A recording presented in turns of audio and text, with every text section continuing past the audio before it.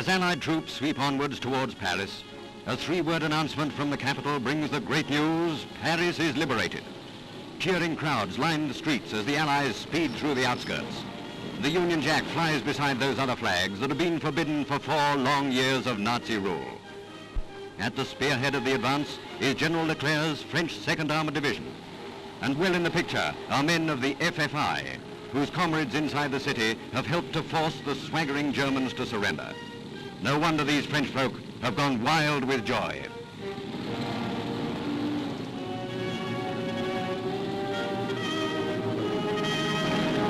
Refugees who left Paris when street fighting flared up wait with their belongings to return to the city.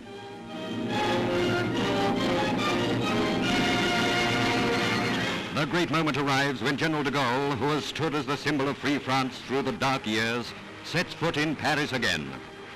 General Leclerc, who led his 2nd French Division into the city, is also received with great enthusiasm.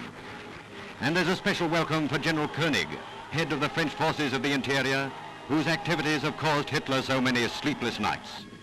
But Paris has not yet seen its last violence. True to their reputation for treachery, the Germans have broken their word to cease fighting and have established strong points from which to challenge the advancing Allies. But these suicide squads are mopped up in the style of Eisenhower's liberators.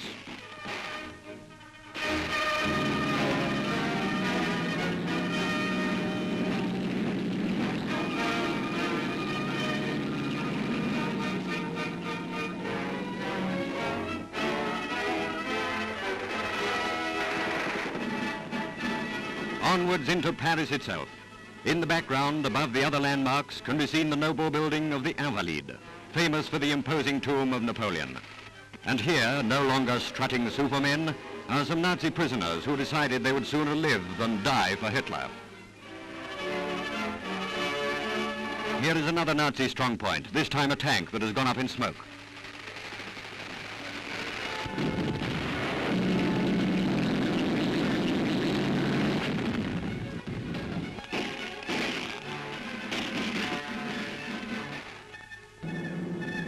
An RAF plane, exploring ahead of the troops, shows us the scene in one of the wide boulevards below.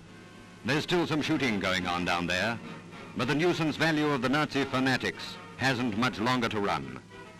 Here is the famous Eiffel Tower, and some more of the master race whose dreams of world domination have come unstuck. German snipers are still making things hot in 1 or 2 places, but tank guns and rifle fire from the FFI and Allied soldiers are quick to reply wherever concealed gunmen lurk.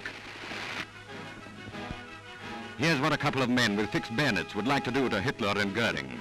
They've got the right idea.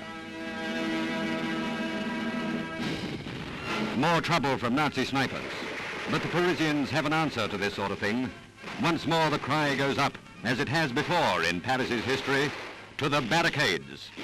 And then as the victorious troops arrive, men, women and children tear aside the barriers to let the Allied armor through.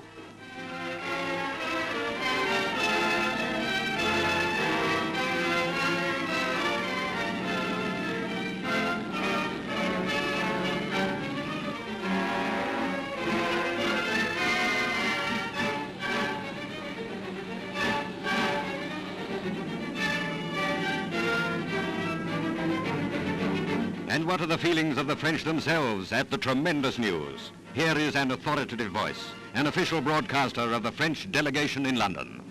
Speaking as a Frenchman with the feelings that only a Frenchman can have for his native land, I too feel the joy of these Parisians of their sudden liberation, after 4 years under Nazi heel.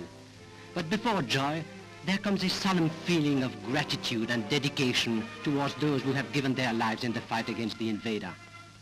When General de Gaulle paid homage at the tomb of the unknown warrior, the thoughts of all must have turned to those French men and women of the resistance, soldiers and civilians, who during the present struggle have paid with their lives for defying the oppressor.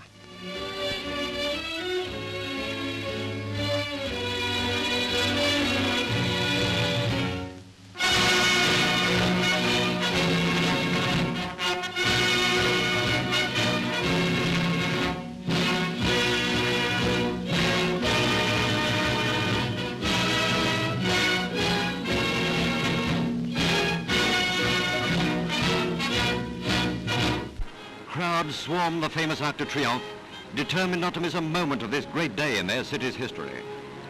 When these pictures were taken by our Kenneth Gordon, member of a small army of newsreel and service cameramen, the first staccato rattle of an assassin's gun aimed at General de Gaulle had already startled the crowd. As General de Gaulle made his way through the wildly cheering crowds along the Champs-Elysees, he must have been deeply moved. For to a Frenchman, Paris is not just the capital city, however great. It is the very heart of all he holds dear. And after 4 long years, that heart was beating freely again.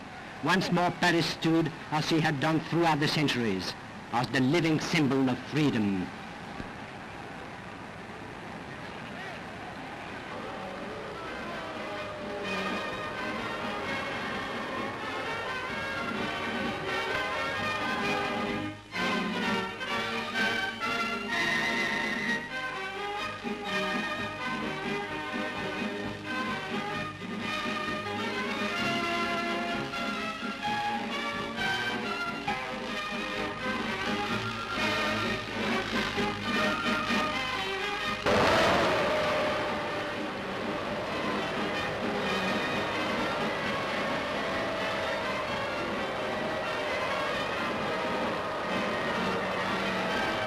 Unhalted by sporadic outbursts of firing from a hidden enemy and retaliating fusillades from protecting rifles, General de Gaulle drives down the Rue de Rivoli towards the Hôtel de Ville and Notre Dame. What strikes me in this liberation of Paris is the mixture, the unbelievable mixture of fighting and rejoicing, of songs and shots, of delirious crowds and tanks, and also the intimate participation of the people of Paris in the liberation of their city. The war in Paris was Paris's business as much as the defiance of the enemy, as much as the songs of liberation.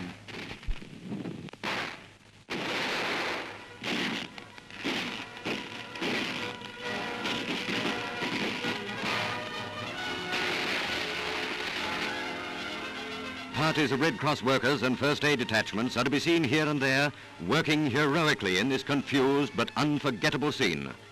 Every now and then a Red Cross flag is waved from points in this amazing battleground. People fling themselves full length to escape the flying bullets.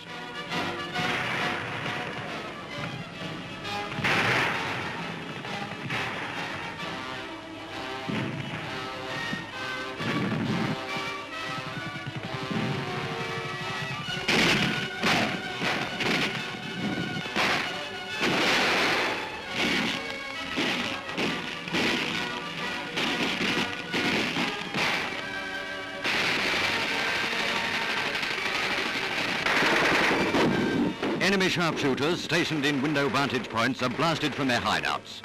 An ugly situation is met by the resolute counterfire from the French armored columns. In all, 5 attempts on the life of General de Gaulle were made.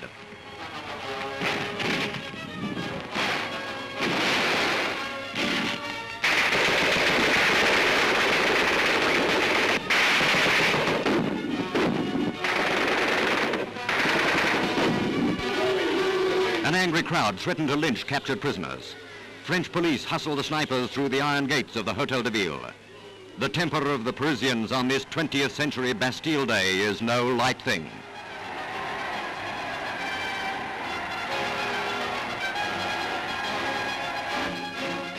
Travel back now across the Seine in the direction of the Champs-Elysees and see and hear the tumultuous reception given to the French, British and American fighting men.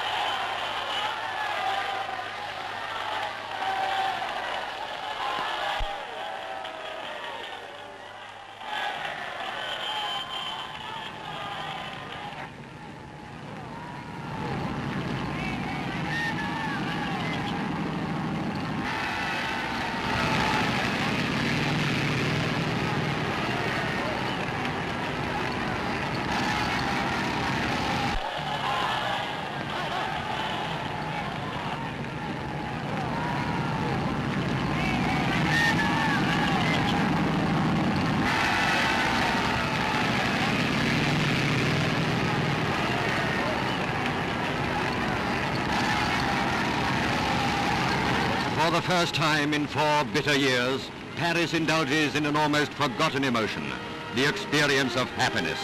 The city of light and gaiety has been rid of its long term of darkness.